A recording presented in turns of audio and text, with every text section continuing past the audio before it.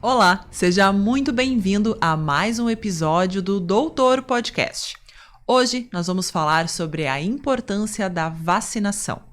Mas antes de começar o programa, já te inscreve aqui no canal e nos segue nas redes sociais. Aqui no YouTube, toda segunda-feira tem um episódio inédito para ti e nas redes sociais tu acompanha os nossos bastidores, pode mandar sugestões de pauta ou perguntas. Fica conosco que o Doutor Podcast está começando.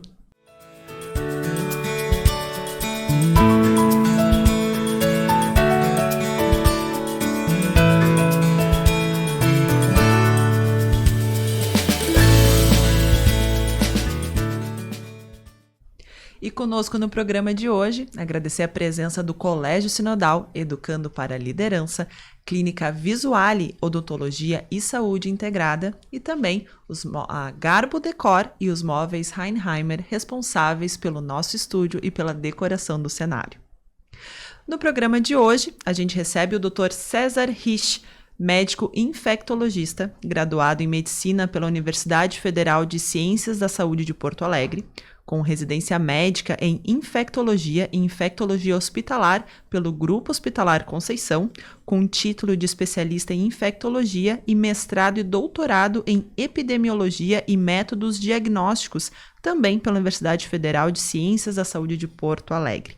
Seja muito bem-vindo, doutor, é um prazer receber o senhor aqui. Muito obrigado, Larissa. Muito bom dia, agradeço estar aqui. Bom, falando então sobre vacinação e sobre vacinas, vamos começar do princípio, explicando pra gente então como é que funcionam as vacinas, como é que elas são feitas para ter essa questão do efeito no nosso corpo. Perfeito.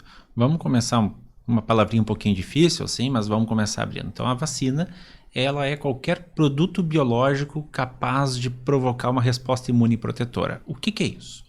Vacinas, a gente tem diversas plataformas, a gente tem diversos produtos, substâncias capazes que a gente usa elas para, quando aplica numa pessoa, apresenta isso uma pessoa, ela vai promover uma resposta do nosso organismo, vai produzir anticorpos ou outras formas de defesa que vão se sustentar e vão ser seguras ao nível de oferecer uma proteção. Então, tem todas essas etapas para a gente classificar isso dentro de uma vacina. Quando a gente fala que ele é um produto biológico, é porque a gente tem diversas formas para isso. Cada forma a gente chama ela de plataforma. A gente tem algumas plataformas que vão ser através de produtos injetáveis, que são as mais tradicionais, aquelas que as crianças não gostam, que elas fogem porque vai doer um pouquinho. A gente tem algumas formas muito tradicionais, que a gente tem uma visão muito boa, como a gente estava falando um pouquinho antes, o Zé Gotinha, né? Então as vacinas orais, e tem até algumas de aplicação nasal, que já foram testadas e estão em fases de estudo. Então, assim, a gente tem diversas formas de apresentar essas substâncias, e desde que elas sejam aplicadas de uma maneira segura e capazes de promover essa resposta imune, aí a gente vai classificá-la dentro das vacinas. Então, a gente tem essa série de etapas, e aí a gente vai abrindo, e não só para as doenças, mas também para as diferentes formas da gente fazer isso. Bom, a gente vive uma era em que todo mundo acaba se informando muito sobre como as vacinas são feitas, essa é testada de tal jeito, mas eu queria que a gente trouxesse um pouquinho mais para trás, antes da gente falar de pandemia ou qualquer outra coisa, falar sobre essa questão de como as vacinas historicamente são feitas, né? Quanto tempo, em média, leva uma vacina a ser feita e testada? Isso é muito amplo, tá? Realmente muito amplo. Assim, as vacinas a gente pode separar elas em duas linhas principais, que vão ser as de doenças inativadas ou realmente aquelas atenuadas. O que é isso? Nós temos algumas vacinas que o agente, seja o vírus ou a bactéria, vai estar destruída, morta, inativada, e a gente pega alguns fragmentos dela para apresentar para o nosso corpo, e outras que o que a gente quer apresentar para produzir a defesa vai estar só inativado. Um grande exemplo é a vacina da febre amarela. A gente pega o vírus da febre amarela, cultiva ele e ele, vamos dizer, maltratado, ele vai estar atenuado. A gente apresenta isso para o nosso corpo, capaz de fazer uma doença muito controlada, mas que vai desenvolver uma resposta imune. Outras vacinas não, a gente vai pegar os seus fragmentos do que está ali já morto, destruído, para promover essa resposta. O tempo de produção varia, às vezes até muitos meses. Tem vacinas mais complexas que a gente vai construindo ela etapa por etapa, proteína por proteína, para poder apresentar isso para o corpo de uma maneira segura e eficaz. Então, como eu falei, a gente tem as vacinas de gotinha, tem as vacinas injetáveis, tudo isso vai também em cima do agente e da forma de segurança que a gente quer apresentar. Isso não se deve só à questão de eficácia, mas diferentes pessoas. Tem pessoas que têm as defesas mais baixas, ou que naquela etapa da vida eu não posso sujeitar ela a ter a doença, uma gestante. Eu não vou aplicar uma vacina com um vírus vivo ou sendo mesmo atenuado numa gestante. Eu vou tentar prevenir ela disso. Eu vou usar uma vacina de um vírus inativado, um vírus que eu sei que não tem como causar doença. Então isso também pesa a nossa escolha. Hoje a gente, vamos ver que temos um menu muito amplo de vacinas que a gente sempre tenta ir recomendando elas, considerando o histórico do paciente, fatores de risco que ele possa ter, o momento de vida que ele está. Quando a gente vê de uma maneira mais ampla uma campanha de vacinação, o quanto que eu quero ter de facilidade e agilidade, né? A gente considera, na vacina do Covid se discutiu muito a questão da estabilidade, tinha que ter aqueles ultra freezers para poder transportar uma vacina, então tudo isso pesa dentro do que a gente vai levar para oferecer. Mas então realmente a gente tem uma gama muito ampla de vacinas, o que a gente termina então tendo que particularizar um pouquinho isso, mas de maneira geral, a gente tem que lembrar que algumas vão ser inativadas e outras vão ser vivo, somente atenuado. E isso sim pesa um pouquinho para a pessoa na hora de indicar a vacina para o paciente, né? Mas, obviamente, quando a gente vai nas campanhas vacinais, isso tudo já foi ponderado, já foi avaliado, e aí tem aquelas perguntinhas básicas que é feita na hora, se é gestante, se não é gestante, se tem alergias ou não, tudo isso daí a gente sabe os fatores de risco que tem em cada vacina, fator de risco porque é um medicamento, é um produto que vai ser aplicado, existe alergia a tudo, desde paracetamol e dipirona até medicações mais complexas, então tudo isso é aquelas pequenas perguntinhas que a gente faz na hora, só para complementar, digamos, o planejamento. Bom, e a carteira vacinal do brasileiro, ela começa bem cedo, né? O Brasil é um dos países reconhecido mundialmente pela sua capacidade de vacinação e pelo próprio SUS, que oferece essas vacinas com facilidade para a sua população. Em que momento da vida que começa a vacinação do brasileiro? O Brasil tem o PNI, né? O Programa Nacional de Imunização, que é realmente um dos pontos fortes que a gente tem dentro do nosso sistema de saúde, é amplamente reconhecido, ele é muito amplo, muito bem estabelecido. O brasileiro, de maneira geral, tem uma cultura de buscar a vacinação, isso sempre foi muito bem apresentado, porque a gente viu muito a resposta ao longo do tempo. Elas são seguras, elas são eficazes e a gente pode ver com o passar dos anos o quanto positivo foi o impacto e quanto mais se investe nessa prevenção, mais dá certo. Então, o Plano Nacional de Imunização ele tem sido ampliado, né, ao longo dos anos e ele começa já ali, algumas vacinas já podem ser aplicadas logo ao nascimento, exemplo da hepatite B, outras a gente vai iniciando aos 2, 4 meses e vai ampliando. A gente tem algumas pequenas variações, a gente tem o Plano Nacional, modelado para o SUS e as vacinas oferecidas no SUS. A gente também tem, né, entre a Sociedade de Pediatria e a Sociedade Brasileira de Imunologia, um plano um pouquinho mais amplo que daí se oferece, que a gente vai encontrar ele daí em algumas clínicas privadas. Uhum. A gente tem que saber que o PNI já é muito bom, né, o Programa Nacional ele é muito bom, ele é muito seguro, muito bem estabelecido, mas daí, claro, quando uma pessoa tem uma possibilidade de buscar ainda um programa um pouquinho mais ampliado, a gente tem as recomendações da SBIM, então a Sociedade Brasileira de Imunologia, que também é extremamente científica, extremamente desenhada para isso, e às vezes tem um pouquinho mais amplo a oferta, né, ou a sugestão, a recomendação, na verdade, de fazer essa imunização. Bom, então vou aproveitar o seu gancho e fazer essa pergunta para ti, essa questão de qual é a diferença da vacina que tem na rede pública e na rede privada. A da rede privada é mais completa ou a que tem no SUS ela é o suficiente? Gostei muito de tu perguntar se ela é completa, se é um pouco mais completa. Segurança a gente não discute, as duas são ótimas. o padrão de segurança, tanto as vacinas adquiridas pelo SUS quanto de clínicas privadas, às vezes com algum agente a mais, é o mesmo. Isso a gente não discute entre as duas recomendações. Muitas vezes na rede privada ou na SBIM a gente vai ter alguns agentes a mais, alguma cobertura a mais, pode ser alguma cepa de algum vírus, de uma bactéria. Às vezes a gente tem a possibilidade de ter vacinas conjugadas. O que é isso? 2 vacinas numa só. Qual é a vantagem?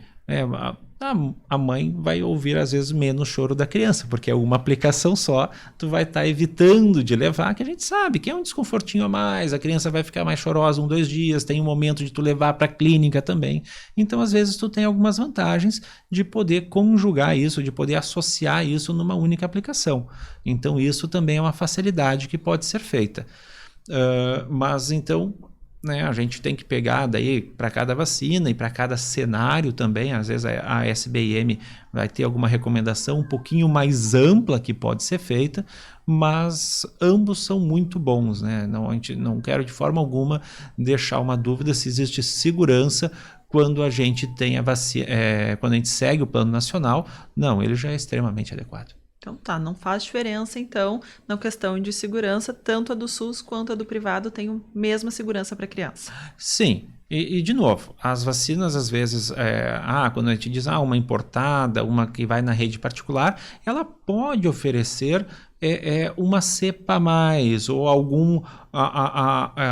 um pouquinho mais ampla proteção. Sim, tem essa diferença, a gente consegue ampliar um pouco. O plano nacional já é muito bom. A gente consegue, sim, ampliar ele um pouco e vai se oferecer um pouco mais de segurança. Mas daí também a gente tem que considerar onde é que a pessoa vive, se ela viaja mais ou não, né? Tudo isso também entra dentro das nossas avaliações. Então é interessante os pais conversar com o pediatra dos seus filhos para saber se, olha, acha que vale a pena, como é que está, se eu vou fazer esse investimento também, porque vai ter uma diferença financeira em cima disso. Esse investimento eu vou fazer para todas? Vale a pena? Não, eu posso direcionar um pouco mais?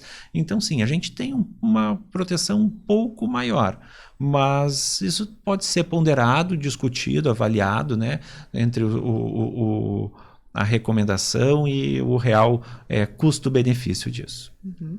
Bom, quando a gente fala da vacinação ser um pacto coletivo, né? Eu queria que a gente falasse um pouquinho sobre isso, de como é que funciona. A gente tem imunização individual, mas quanto mais pessoas fazem essa imunização individual, a gente acaba tendo uma imunização coletiva. Queria que o senhor explicasse para nós como é que funciona esse efeito de imunização coletiva. Tá bem. As doenças se propagam, não? Elas se disseminam, vão se transmitir entre as pessoas suscetíveis a elas. Não existe nenhuma transmissão 100%. Né? O que eu quero dizer com isso? Todo mundo aqui e as pessoas de suas casas viram, né? Às vezes tinha uma pessoa com Covid ou com alguma outra doença, né? Algum outro resfriado agora nesses últimos anos, e não é por isso que todas as pessoas pegam da casa ao mesmo tempo. Às vezes ocorre, às vezes não. Não existe transmissão 100% para nenhuma doença. Mas, então, quando tu tem menos indivíduos suscetíveis a ela, menos pessoas que podem se contaminar, isso ajuda a proteger aqueles que estão suscetíveis. Então, se eu tenho uma pessoa doente num grupo de 10 pessoas e 6, 7 dessas pessoas já estão imunizadas, já têm anticorpos, seja por um contato prévio, seja por imunização ou por características próprias delas, a gente vai ter só mais 2 ou 3 que poderiam se contaminar. E aí, essa dinâmica de não ter uma transmissão 100%, a doença essa vai terminar atingindo alguns que são imunes, que já estão protegidos, e aqueles que não foram protegidos, que não foram imunizados, muitas vezes terminam não ficando doentes. Entendendo essa dinâmica, que a gente salienta a importância da vacinação. Nem todas as pessoas podem e conseguem ser vacinadas. Às vezes, por alguma questão de saúde prévia, ou por não acesso, ou por não ter ido buscar a sua proteção, fica suscetível à doença. As pessoas que foram imunizadas oferecem uma proteção a essas pessoas também. Isso a gente já reforçava muito, isso ficou mais forte agora. Até o conceito de imunidade de rebanho, ele foi um pouquinho distorcido durante a pandemia. Se dizia imunidade de rebanho como sendo as pessoas ficando doentes propositalmente para criar anticorpos e não propagar. Não é isso. Imunidade de rebanho não é isso. A imunidade coletiva, a imunidade de rebanho que se busca é tu ter pessoas imunes, seja por imunização através de vacinação, seja através de tendo um contato prévio com a doença, e isso estabelecendo um cinturão, um escudo, uma proteção para aqueles que não têm realmente imunidade. Então era isso que se objetivava e isso é o que deveria ter sido feito na imunidade de rebanho. É tu imunizar em massa ou tu combinar as pessoas, eu já não posso imunizar ou eu tenho alguma outra forma de proteção. Hoje nós temos até anticorpos passivos que podem ser aplicados, existem medicações que tu injeta os anticorpos na pessoa para ela estar imune. É outra forma de imunização também. Então a gente consegue através disso montar um cinturão, uma barreira e aí aquelas pessoas que ou foram imunizadas e não desenvolveram a resposta o suficiente, ou simplesmente não podem, ou infelizmente também não querem ser imunizadas, vão terminar ficando protegidas. Anos atrás, quando a gente tinha influenza e ela estava mais disseminada, eu lembro de um dos hospitais ali que eu trabalho, então eu trabalho também, hoje acompanho muitos pacientes oncológicos na Santa Casa, e a gente recomendava, as pessoas têm que se imunizar quando tem um familiar, principalmente para influenza, estava chegando inverno, não é só o doente oncológico que tem que se vacinar, os cuidadores deles também. A gente tem que, então, oferecer mais proteção, porque talvez ele não desenvolva toda a sua resposta. Então, entra neste mesmo cenário. Vamos imunizar para a influenza ou para a doença sazonal que estiver chegando, para proteger aquela pessoa que é mais suscetível. Então isso também pode ser pensado, só que na hora que a gente sai do núcleo familiar e vai para uma comunidade, da mesma forma, a gente tem diversas famílias, todas elas têm que buscar a imunização, todas elas têm que buscar a proteção contra essa doença que está chegando.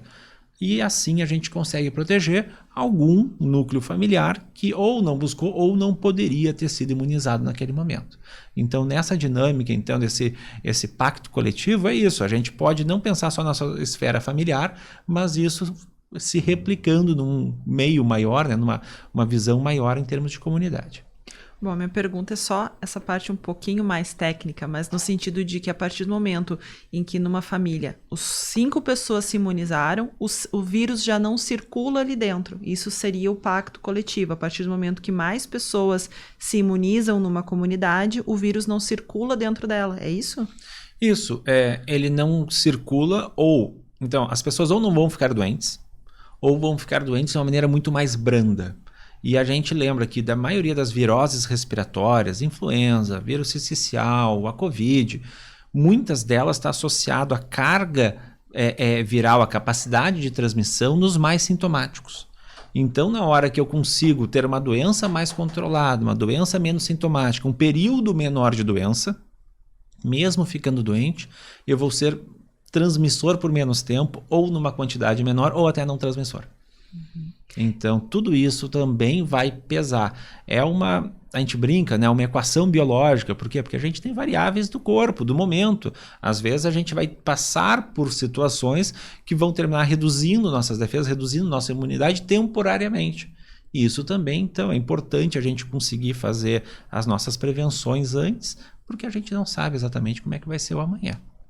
Bom, já que a gente falou sobre essa questão da imunização coletiva, eu queria que a gente conversasse sobre como que acontece a erradicação das doenças, né? Que a gente sabe agora a questão do sarampo, queria que o senhor falasse um pouquinho sobre isso, essa volta dos quadros de sarampo por aqui, mas que falasse também essa explicação de como que acontecem as erradicações, essa doença está erradicada.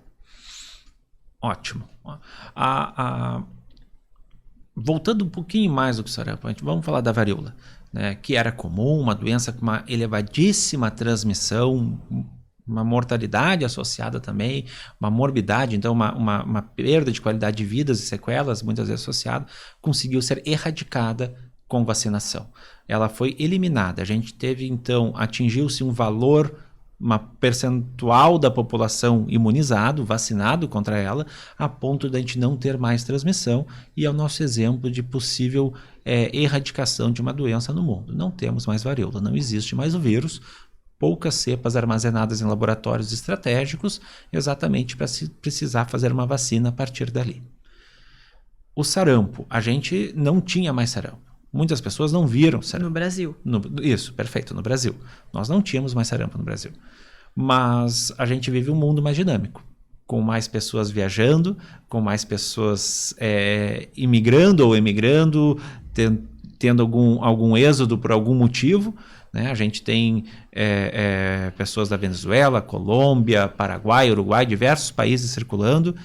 E na Europa também tem dinâmicas populacionais cada vez mais intensas. E na hora que começamos a ter uma redução da nossa cobertura vacinal para sarampo, que era superior a 95%, e exatamente essas coberturas vão variar de doença para doença, conforme a sua capacidade de transmissão maior, tu tem que ter uma fração maior da população imunizada. Uma doença que se transmite menos, a gente consegue controlar com frações menores. O sarampo é extremamente transmissível. Então, a gente precisava de uma fração da população muito alta, né? A gente estimava em 95% de população imunizada para o sarampo.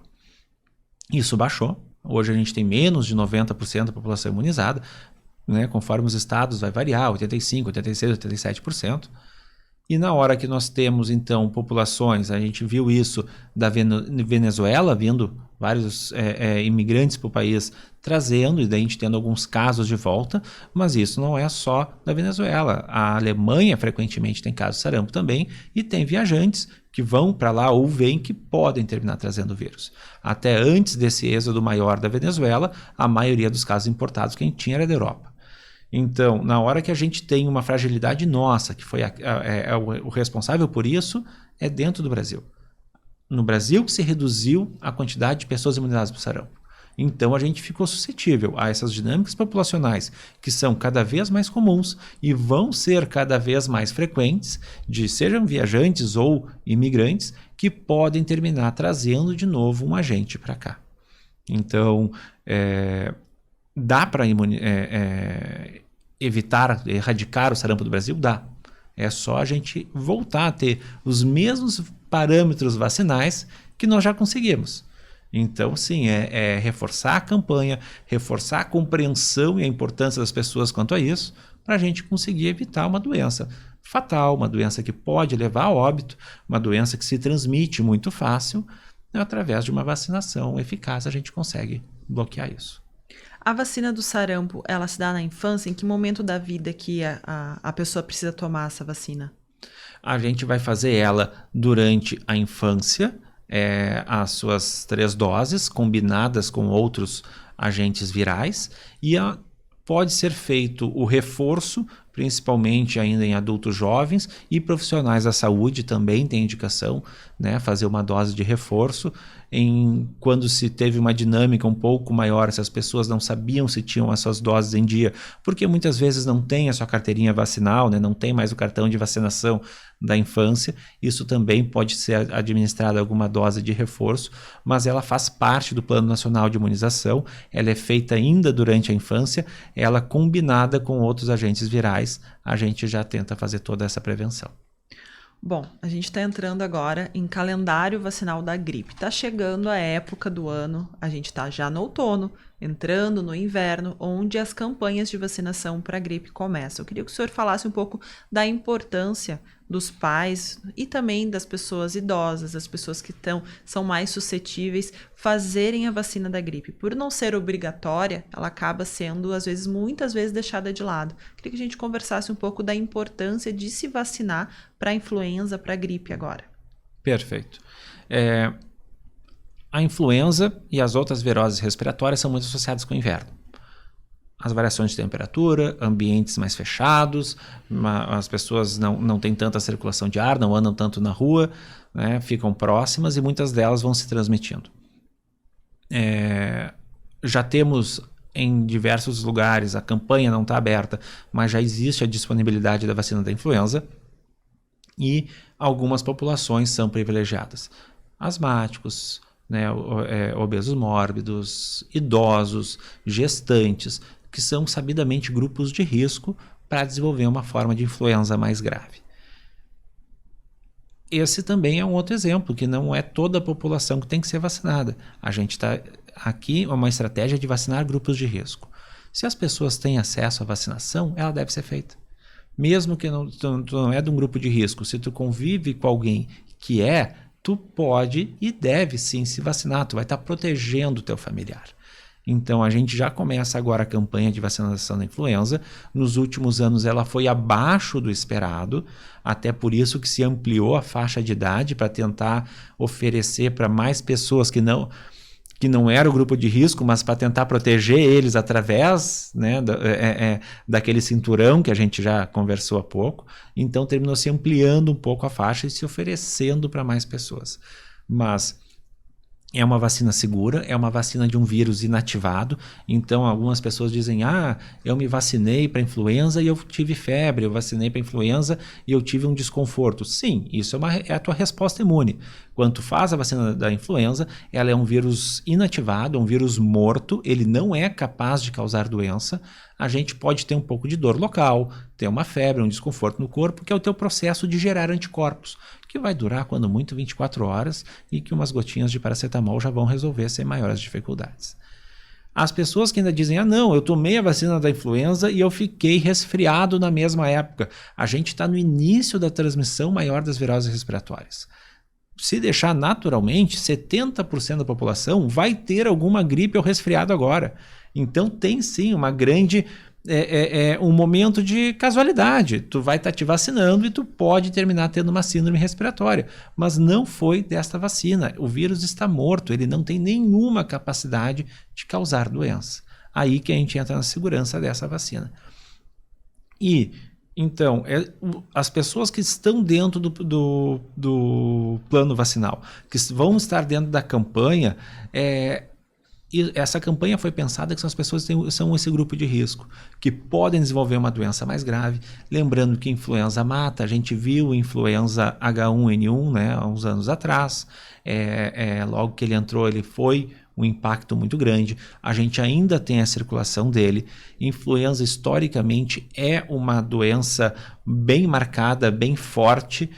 Nós vamos ter a diferença da gripe e do resfriado. Influenza causa gripe, que é aquela doença com febre, com dor no corpo, com tosse, que pode fazer a pessoa buscar um serviço de emergência. O resfriado é mais aquela coriza, que é aquele nariz escorrendo, uma dorzinha de garganta, é uma coisa mais branda. Então a gente tem essa diferença. O vírus da influenza, ele leva uma doença mais forte, mais marcada sim. E as pessoas que estão dentro do programa, que estão dentro da campanha vacinal, são os grupos de risco para evitar uma doença grave. Então ela tem que ser feita. Deve ser feita. Se mesmo assim a pessoa não fez ou terminou manifestando e tem o quadro sugestivo ou um teste positivo para influenza tem tratamento. Que ela pode buscar um médico nas suas primeiras 48 horas para iniciar um tratamento para garantir que não vai ter uma forma mais grave da influenza. Mas igual, a gente tem que agora, estamos iniciando o nosso momento de campanha vacinal. Muitas clínicas já têm as vacinas disponíveis, ela já está sendo distribuída, ela é atualizada anualmente.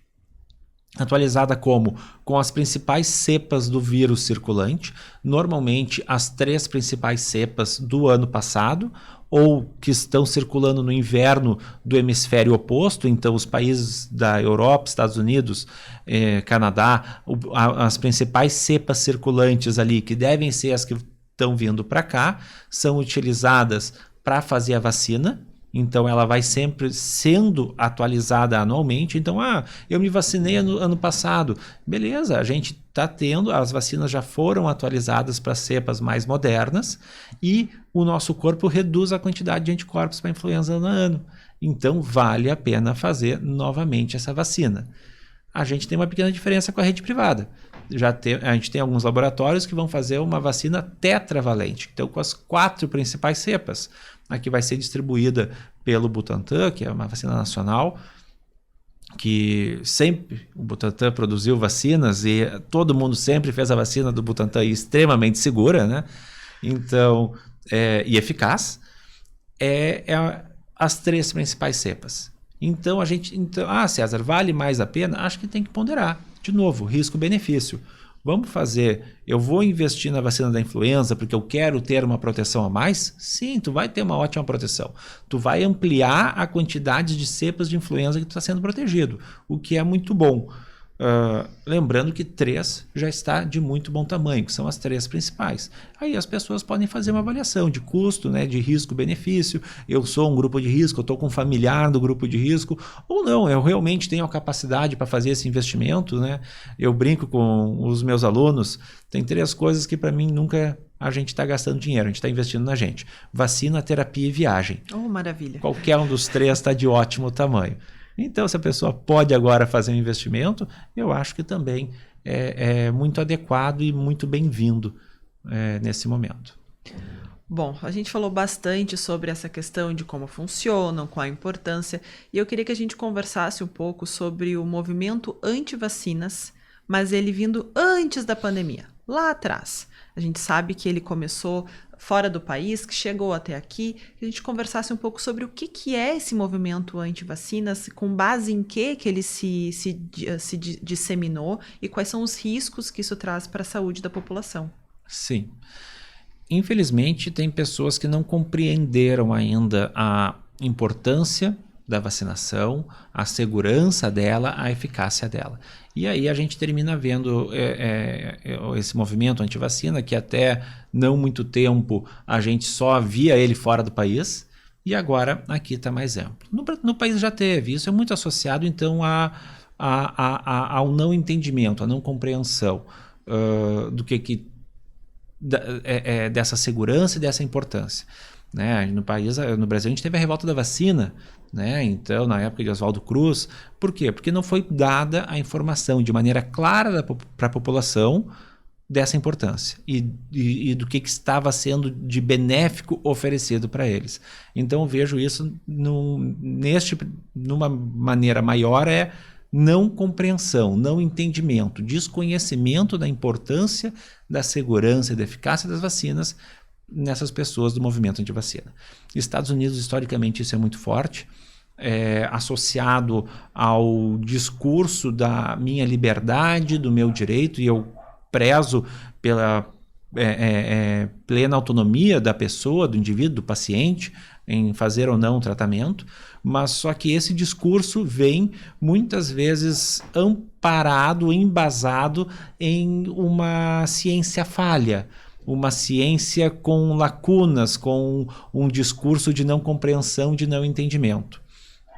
A gente tem a vacina para sarampo, é uma que tem ampla campanha de vacina nos Estados Unidos e na Europa, e por isso que eles mantêm alguns bolsões que isso pode ocorrer. Agora, eu lembro que durante a vacina da Covid, a gente terminou vendo como é que funciona a vacina do Butantan. A gente sempre fez ela para influenza, a gente usa a vacina de vírus inativado para diversas viroses respiratórias e ela funciona. Por que não? Bem, a gente tem estudos, se só a base prévia já não era o suficiente, a gente tem dados científicos, a gente tem estudos mostrando que ela funciona. Aí depois a gente viu esse argumento semelhante à vacina da Pfizer, né, ou da Moderna, que são as vacinas de RNA. Eu digo os nomes das vacinas para as pessoas conseguirem se lembrar de qual que elas estão vivenciando, mas é uma vacina de RNA. O que é o RNA? É uma informação, é uma mensagem que a célula recebe para desenvolver uma proteína, para produzir um elemento que ele vai ser reconhecido dentro dela. Quando a gente estuda como funciona o DNA, como funciona a célula, como funciona a apresentação de antígenos, essa vacina, na verdade, já está em pesquisa e desenvolvimento desde a década de 80. A gente tem pesquisas de vacinas do RNA muito amplas na década de 90 e tem vacinas com RNA para tratamento de câncer que já estavam em estudos clínicos no Brasil, olha, pelo menos há 5, 7, não tenho certeza se eu posso dizer 10 anos, mas mais de 5 anos com certeza. Então a gente tem doentes oncológicos recebendo vacinas baseadas em RNA com ampla segurança e eficácia para ser um adjuvante, para ser uma associação no seu tratamento do seu tumor. Então a gente tem uma pessoa que é imunossupressa, uma pessoa que tem as defesas mais baixas, que tem uma necessidade de proteção e que tu usa esse mecanismo, essa plataforma para o corpo dela reconhecer algo que é deletério e lutar contra. A gente só importou, né, a infectologia importou isso para usar contra a Covid e vai importar contra outras doenças também.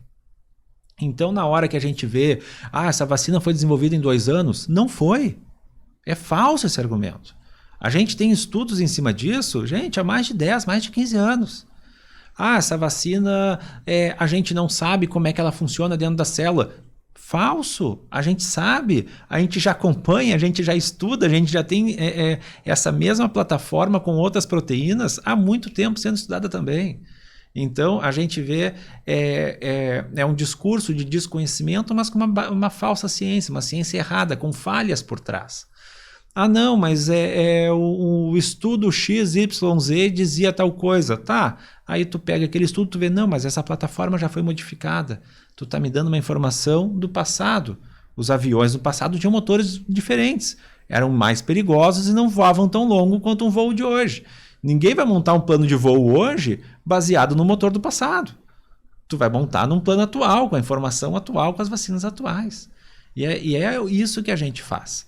Então, quando eu vejo muito do discurso anti-vacina, eu tento sempre entender, porque eu digo para o paciente, me traz o máximo de dúvida. Onde é que eu vou ler? Vai para o Google. Vai para qualquer lugar, me traz tudo que tu tiver de informação. E a gente vai começar a entender. Porque se tu não me trouxer agora, tu vai receber isso em casa. Então, me traz o máximo de informação, vamos entender e vamos começar a desmistificar. Tem muita coisa certa que tu vai buscar, tem muita informação certa que tu vai receber, tem informação que está incompleta e outras que vão estar erradas. E aí a gente tem que começar a desmistificar isso. Então, eu acredito por esse lado. Eu vejo muito do movimento anti-vacina com falhas, com desconhecimentos, com informações erradas que geram dúvidas. E aí eu entendo um pai que diz que não quer vacinar o seu filho porque ele tem medo, ele tem uma dúvida, ele não sabe se aquilo é seguro. Ele não está fazendo isso por uma índole, mas por um desconhecimento. Então é isso que eu digo. Vamos ver essa informação, vamos entender essa informação e a gente pode explicar. Às vezes tem dúvidas fantásticas, que nem a gente conhece exatamente o que a pessoa está querendo apresentar. Ou de onde é que saiu aquele dado. Não tem problema. Me dá o estudo, vamos ler, vamos estudar junto e vamos compreender. Nada foi feito do zero, tudo tem uma base, e aí a gente vai construindo. Mas eu vejo muito disso em cima de uma informação incompleta, que então acho que é o nosso papel. Nosso papel, o de vocês, como meio de comunicação, os nossos, como profissionais de saúde, o papel do governo e de outras entidades, daí as entidades de classe, as sociedades em si, tem que levar essa informação clara para o usuário, para o paciente, para a pessoa que tem que buscar essa vacina. O nosso papel é conseguir apresentar essa informação. É muito ampla e a gente tem que conhecer as dúvidas das pessoas para conseguir direcionar para cada um que vai ter dúvidas diferentes exatamente o que ele está entendendo de certo ou errado, ou até estudar junto.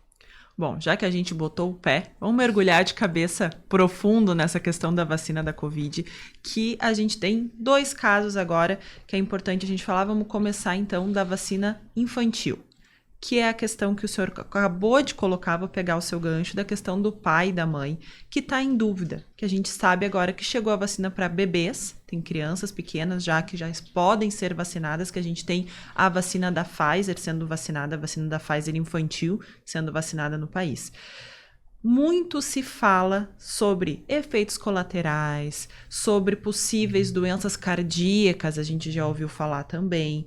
A informação ela circula. A base são vozes da internet, porque a gente sabe que vem uma pessoa fala para outra, às vezes a informação nem é fidedigna, ela chega através de uma corrente na rede social, numa questão no WhatsApp também. Então eu queria que a gente conversasse com esse pai, com essa mãe, que está em dúvida, que está sofrendo, que não sabe se vai expor ao filho a vacina, que a gente conversasse com ele com dados científicos, que a gente trouxesse informação verdadeira para esse pai e para essa mãe, para eles tomarem a decisão, uma decisão que é de liberdade deles, mas com base científica para isso.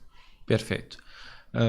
De novo, essas vacinas foram aprovadas com valores de eficácia e segurança. Então, a gente tem câmaras técnicas, a gente tem equipes extremamente respaldadas. Existem 4 grandes agências mundialmente. Basicamente, todos os países têm suas agências regulatórias. A Anvisa está entre as 4 mais reconhecidas que a gente tem. A gente tem o CDC dos Estados Unidos, a gente tem o ECDC europeu, né, o FDA junto do CDC nos Estados Unidos trabalhando. Temos a agência chinesa, que é muito respeitada também, exatamente porque tem uma ampla produção de vacinas. E a Câmara Técnica da Anvisa é uma câmara muito estabelecida, com profissionais com um gabarito muito alto, e sempre tiveram nisso. E até me chamou muito a atenção quando se colocou em xeque muitas posições deles, que são pessoas que estudam e se dedicam para isso há anos, com excelência, e conseguem sempre entregar o trabalho. E para mim mostraram dados também, as apresentações que eles faziam dos dados eram muito claras, muito boas. Era muito interessante seguir acompanhando o trabalho deles. Então eu acho que eu começo nesse primeiro cenário. Esses dados são avaliados. Quando as vacinas mudam de plataforma, isso tem estudos.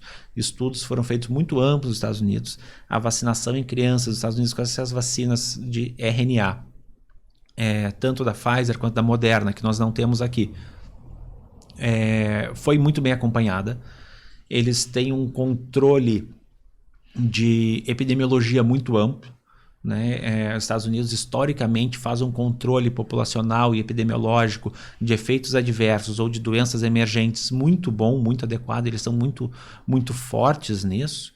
Não é à toa que o HIV foi primeiro descrito lá e não começou lá, mas então desde a década de 70 ou antes eles têm um acompanhamento populacional muito grande em cima de todas as medicações novas aprovadas, vacinas novas aprovadas, novas variantes de doenças que possam estar surgindo. Eles fazem um acompanhamento muito rigoroso. E a China também esse ano passado publicou dados muito interessantes com outras plataformas vacinais que foram aplicadas lá. Daí muito semelhante à nossa Coronavac, né? Com as suas versões infantis, eles acompanharam muito bem lá. Mas então, o que eu tento colocar com isso? A gente já teve dados muito robustos em populações pediátricas, mostrando que a vacina foi eficaz e segura. E para quem coloca que as crianças não ficaram doentes na pandemia, é falso. Os dados estão abertos. A gente pode acessar os dados do SUS e a gente vai ver quantas vidas se perderam e quantas crianças foram hospitalizadas com Covid nesse tempo todo que a gente teve de pandemia até agora. Os dados do Rio Grande do Sul são abertos também, a gente pode ver, a gente teve internações em todo o estado. Porto Alegre concentrou uma grande fração delas e infelizmente tivemos óbitos pediátricos também, óbitos, muitos deles evitáveis, e que eu não consigo ver com nenhuma justificativa quando às vezes a gente falava isso e diziam, mas existia alguma doença de base. Não me importa, é uma criança que teve a vida abreviada, para mim não faz diferença se ela tinha uma doença de base ou não. Ela devia ter sido protegida e infelizmente naquele momento nós não tínhamos a vacinação para poder oferecer para ela. E aí a gente tem agora uma redução dos casos de Covid, sim. A gente pode ver a nossa curva epidemiológica, infelizmente atingimos agora os 700 mil mortos no país, né? O Brasil concentra uma grande fração de óbitos da Covid, quando a gente faz uma proporção em relação à população mundial. A gente tem então uma desaceleração de casos, mas inverno chegando e a tendência de todas as viroses, e está se mostrando agora na Covid também, das viroses respiratórias, depois de um momento de epidemia, depois de uma explosão de 1 ou 2 anos, e agora a gente vê no caso da Covid foi basicamente 3 anos de caso, a gente tem uma redução e a gente vai ter isso de uma maneira endêmica, que quer dizer, a gente mantém uma pequena circulação de casos na população. Tá, César, e essa pequena fração é quanto? É pequena, mas o suficiente para todos os dias nós termos algum paciente buscando emergências, sendo hospitalizado, né, buscando um serviço médico por causa da Covid. Né? Então a gente vê crianças pequenas, né? Eu não ia comentar, mas eu tive na minha família agora, né? Então meu sobrinho que tem aí, não tem 120 dias, infelizmente pegou a Covid, não tinha ainda idade e prazo no momento, passou muito bem, fez uns diazinhos de febre, ficou em observação, né? Eu tenho um bom colega que acompanhou o caso, mas então a gente sabe que crianças pequenas são suscetíveis, vão ter é mais uma síndrome febril. Ah, deu tudo certo, que bom, que ótimo. Poderia não ter dado, né? Podia não ter dado. E aí é um custo muito alto. Então, crianças ficam doentes? Sim, ficam doentes. A gente vê elas.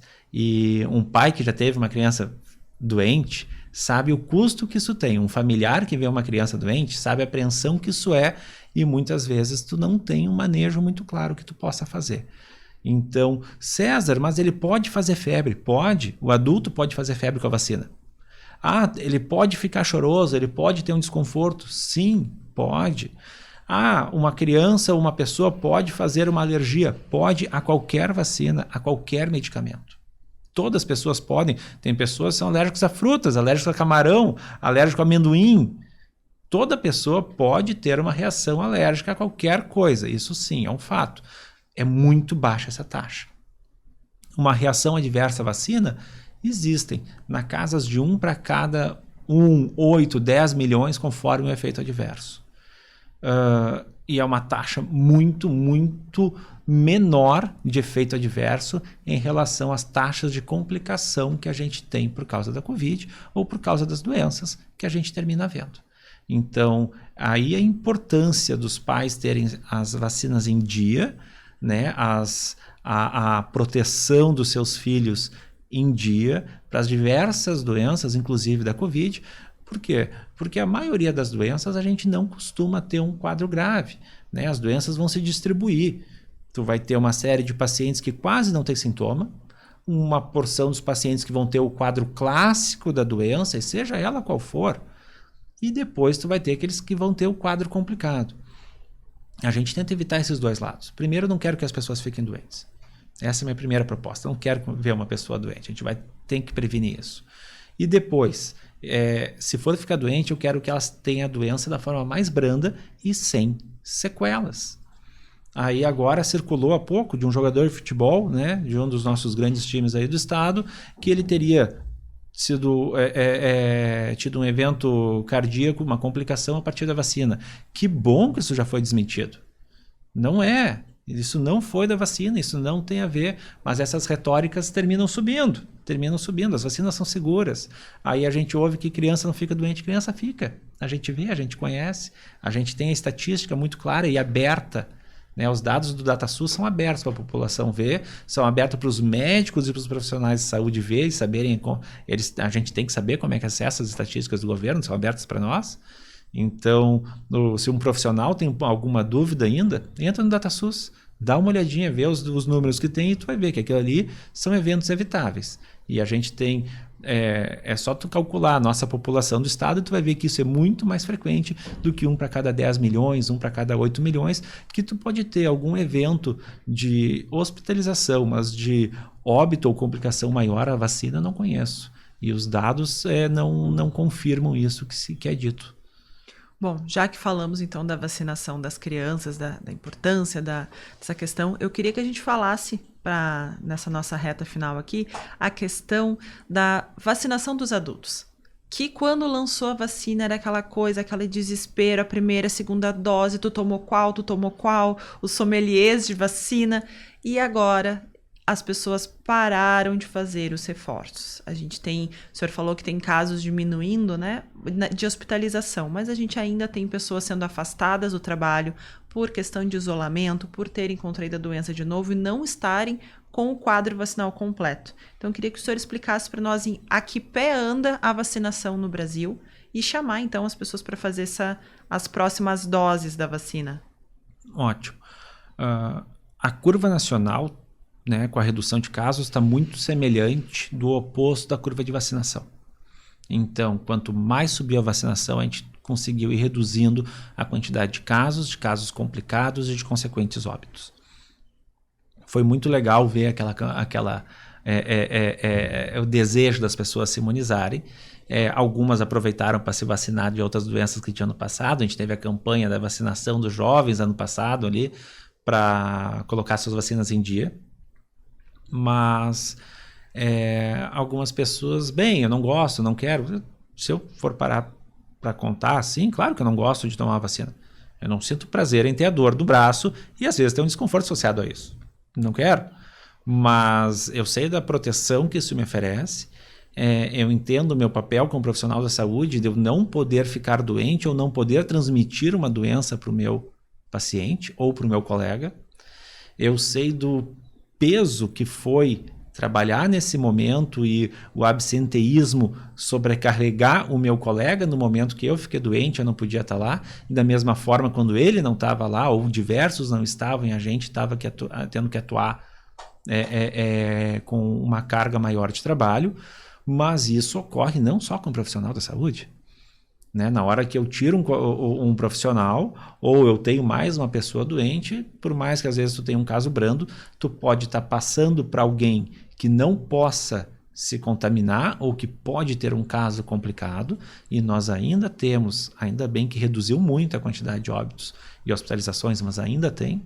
Então a gente a consciência, nosso papel de cidadão, não ser mais um elo dessa cadeia de transmissão, dessa corrente de transmissão, é tu romper essa corrente. Então tu tá imunizado para tu não poder te contaminar e não levar isso adiante. Aí também no discurso antivacina vem, a vacina não previne contaminação, ela reduz muito o risco de doença. E é esse o objetivo. Não existe transmissão 100% e não existe imunização 100%. Nem toda doença vai se transmitir em absoluto em todo contato e, obviamente, a vacina não vai ter uma taxa de proteção 100%. Ela não consegue. Vai depender do quão exposto tu foi. Então, isso é dinâmico. Mas eu vou tentar reduzir essa chance. Né? Não, a gente não trabalha com absolutos, mas eu vou reduzir essa chance de eu ficar doente, eu vou reduzir a chance de eu transmitir isso para outra pessoa, seja um colega, seja uma pessoa qualquer na rua. A gente quer voltar a ter uma vida plenamente normal, eu acredito nisso, eu defendo isso, eu vivo já num ambiente que a gente tenta, né, seguir a vida como era, mas eu vou fazer a minha parte. Quando a gente tem as campanhas de reforço vacinal, a gente faz para influenza, do sarampo que a gente passou, que foi participamos, rubéola, que teve uns anos atrás, também teve campanha de reforço vacinal. Se vai ter uma vacina agora, como é que vai ser a dinâmica? Eu não sei. Se ela vai ser anual, a vacina da Covid, não sei. Vai depender da frequência do vírus, como é que ele vai se estabelecer. Influenza é anual para uma fração da população. A gente tem outras que a gente vai trabalhando mais em crianças, né? Pneumocócica, é muito importante vacinar as crianças com a vacina pneumocócica, então contra o pneumococo, para prevenir a doença da criança, mas também porque a criança leva para o idoso. A gente está protegendo o idoso vacinando a criança. A gente vai proteger as outras pessoas vacinando populações específicas também para a Covid. Então, isso é feito para a Covid. Não, é feito com uma gama de doenças. A gente vacina a criança para vacina meningocócica. Né? Quem da época dos anos 90 aí, que tinha as crianças na escola, ou estava na escola nos anos 90, se lembra que teve que fazer o reforço do meningo C em todo o estado do Rio Grande do Sul, porque a gente tinha surto de meningite. Então, era vacina feita. Não vacina toda a população. Muitas vezes tu escolhe faixas para tu ter uma grande proteção ali, exatamente quem transmite mais. Então, tem essa parte da proteção própria, mas ninguém aqui vive numa bolha. Nenhuma pessoa vive numa bolha. Então, claro, de novo, eu entendo. Ninguém quer ter o desconforto de uma vacina. Eu tenho algum... Sim, ninguém quer. Mas tu tem que pensar no benefício. Né? Tem outro... esse papel, então, a gente tem a população agora, mas isso vai sendo ponderado ano a ano. Ano que vem, como é que vai estar nossas taxas de Covid? Como é que está a nossa taxa de transmissão? O que a gente tem de variação de cepas e vacinas e os estudos que vão acompanhando o tempo que a vacina nos protege? É isso que vai estabelecer quanto tempo a gente tem que se vacinar. Vou voltar como isso evoluiu da febre amarela. Vacina da febre amarela, elas eram 2 doses. Hoje é 1 dose que é feita. Por quê? Porque se viu ao longo do tempo, não tinha necessidade de fazer uma segunda dose. Tu expunha a pessoa a ter o efeito adverso, de ter febre, de ter o desconforto da vacina, de ter algumas reações vacinais mais intensas, e tu tem um custo da saúde pública também. Que na hora que tu dá 2 vacinas para uma pessoa, tu tá deixando de vacinar outra. Uhum. Então, sim, da mesma forma, essa estratégia vai sendo pensada no ano. Para o próximo inverno, não sei. Mas para esse, a gente recomenda a vacina. Da influenza, da Covid, deixar ela em dia. César, o meu calendário está atrasado. Vamos botar em dia.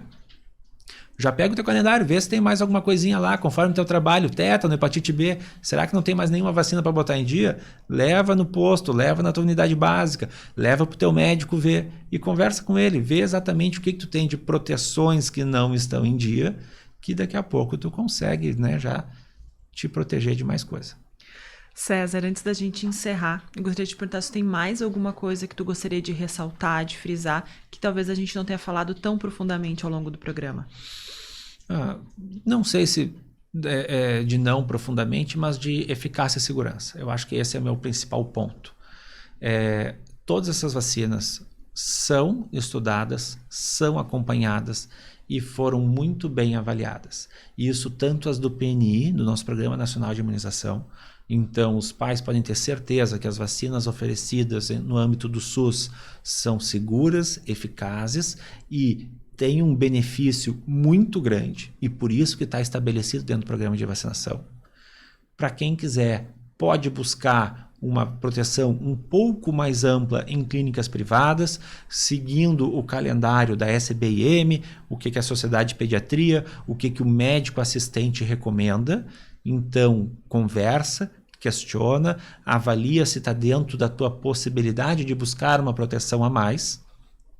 Se não pode para todas, vê exatamente onde é que tu tem um benefício mais marcado. E isso é algo contínuo, né? As sociedades, as agências regulatórias, a Anvisa, seguem estudando, faziam isso ano a ano, de uma maneira muito mais discreta, uma maneira sem tantos holofotes e com toda a credibilidade. A força-tarefa só aumentou. A quantidade de trabalho ficou muito mais ampla e mais dinâmica, mas isso era feito com excelência durante muito tempo. Eu mantenho a mesma segurança neles e nas equipes que faziam isso desde antes da pandemia, porque já sabia que era feito com excelência. Eu mantenho minha confiança e é isso que eu gostaria de passar para as pessoas. Podem ter confianças, busquem e questionem, tentem ver com o seu médico, né, em cima desses calendários, em cima dessas possibilidades, o que vai ser benéfico, né, para suas famílias. César, muito obrigada por essa aula, por essa palestra sobre vacinação, sobre a questão da infectologia. Foi uma honra te receber aqui. Muito obrigado. E o programa de hoje termina por aqui. Fica conosco que na segunda-feira que vem o Doutor Podcast está de volta.